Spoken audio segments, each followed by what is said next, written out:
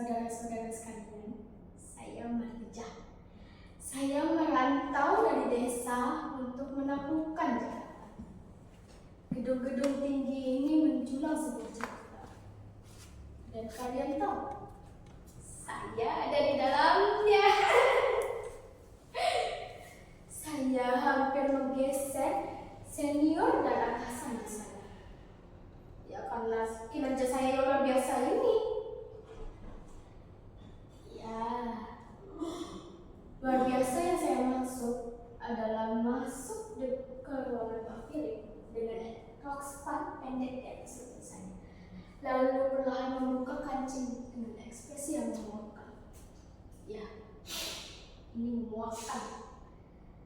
Saya melakukannya berulang kali tanpa merasakan kenikmatan. Saya melakukannya hanya untuk jabatan dan sekepok kertas itu.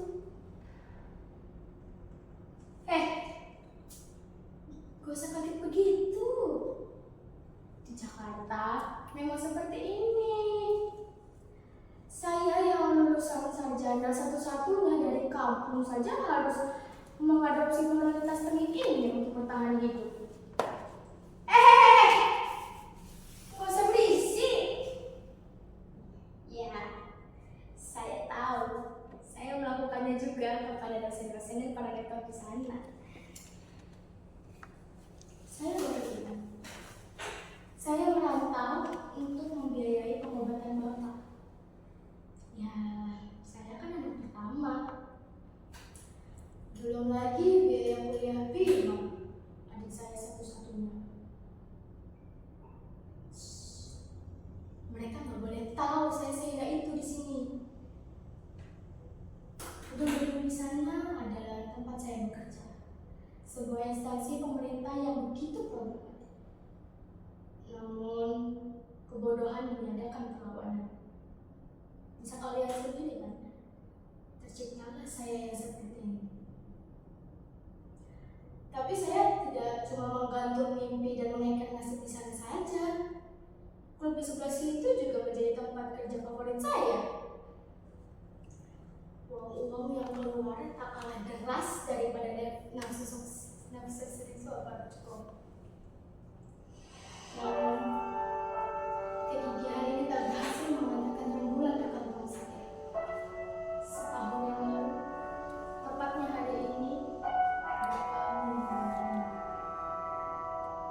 Suster yang mengambil alih telepon ibu karena terlalu histeris, ia berkata, selang oksigen Bapak tercabut beberapa menit sebelum Bapak meninggal. Dan dari CCTV ternyata Bima yang mencabutnya.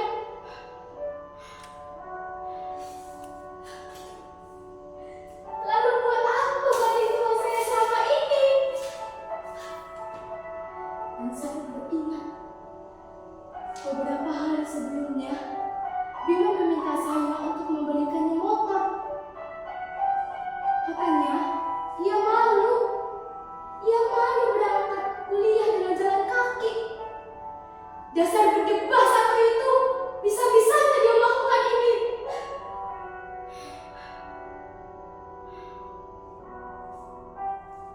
Kalian mau tahu kenapa saya menjemput mati? Apalagi dengan cara seperti ini. 2 bulan lalu, si Tikuk dan si Jenggot menggedor bentuk saya lagi. Ketika uang saya benar-benar habis untuk orang rumah, tentu saja saya perlu sesuatu untuk dimakan. Saya mengajukan pinjaman dari website online yang saya temukan saat bekerja. Tepat sebelum saya sempat membeli nasi dan lauk, tawaran yang lebih menggiurkan tiba-tiba muncul. 10 juta dapat dikantongi dari berapapun. Katanya begitu. Saya terdiam. Tentu. Waduh, sudah pasti. Saya ini sudah dibuat gila oleh uang. Wangi semerbak parfum saja sudah tak lagi harum. Tetapi uang dan tetek bengeknya bisa memutar kepala saya ke atas, ke samping, dan ke bawah. Judi online, penciptaan brengsek lainnya dari orang-orang kaya. Bodohnya saya adalah mencoba. Sungguh nggak jatuh. Sekarang saya malah tergeletak di sini menjadi salah satu pelajaran berharga bagi generasi selanjutnya. 20.000 saya lemparkan ke leher itu, dan kalian tahu keesokan paginya 1 juta sudah saya kantongi. 1 juta, 5 juta, 10 juta, hingga puluhan juta lainnya yang membuat gendut dompet saya dan kartu-kartu di dalamnya. Lingkaran setan ini terus berlanjut, membabi buta dalam angan-angan sendiri, hingga akhirnya saya benar-benar jatuh ke neraka. Bukan! Yang saya maksud bukan bunuh diri, tapi saya kembali miskin karena ketololan saya sendiri. Semenjak puluhan juta rupiah yang itu, uang yang keluar semakin menipis. Tetapi dengan penasaran dan menantang, saya meludahi nasi jelek itu. Kalau begini sih ujiannya, saya pasti tahan. Saya sangat sanggup menanggung lebih dari ini. Bodoh. Ini semuanya sudah serba terlanjur. Saya yang hanya seorang pegawai di Kementerian Pemdigi di sana itu harus menanggung akibat dari keangkuhan kekuasaan. Efisiensi.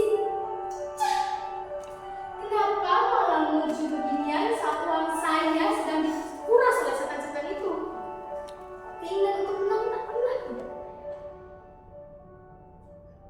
Ya, saya akui situs-situs ini tetap berjalan ya karena orang-orang yang seperti saya ini.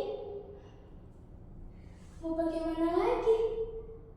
Selain membiayai para pedebah yang ada di kampung, biaya sewa dan buat gengsi-gengsi itu kan harus ditunaikan.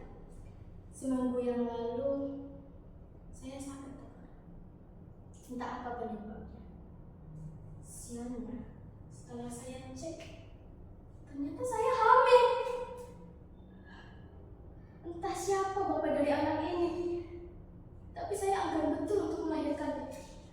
Bisa-bisa semua yang saya bangun gugur seketika. Semua yang saya bangun. Emang ada hal seperti itu?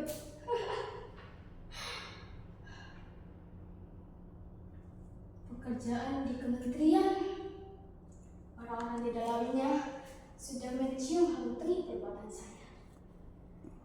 Para cecunguk di bar juga sudah asal saja melecehkan saya saat mau. Walaupun saya murah, tapi tetap saja tidak gratis. Si pikuk dan si jenggot merasa datang tak kenal jam ngobrol erat saya seperti tidak ada waktu lagi. Ditambah lagi, saya juga nggak mau jadi orang seperti ini. Saya bukan tak mau untuk melahirkannya, tapi saya tahu rasanya dilahirkan dengan kemiskinan.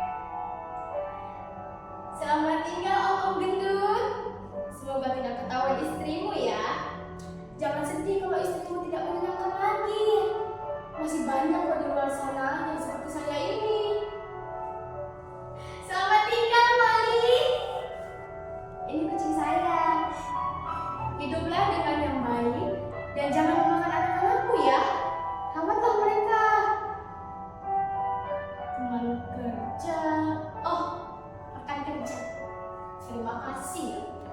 Bualan jelek yang berhasil menjadi saya. Bahkan secara harfiah. Pak Direktur, Tuan dan Nyonya sekalian yang budiman. Jadi begini, nasib Mardijah yang kalian lempari cacian di rapat waktu itu. Tuan yang di sana yang benar. Tebakannya benar. Tepat pada hari Jumat tanggal 30 Mei 2025, saya, Mardijah, meninggal dunia.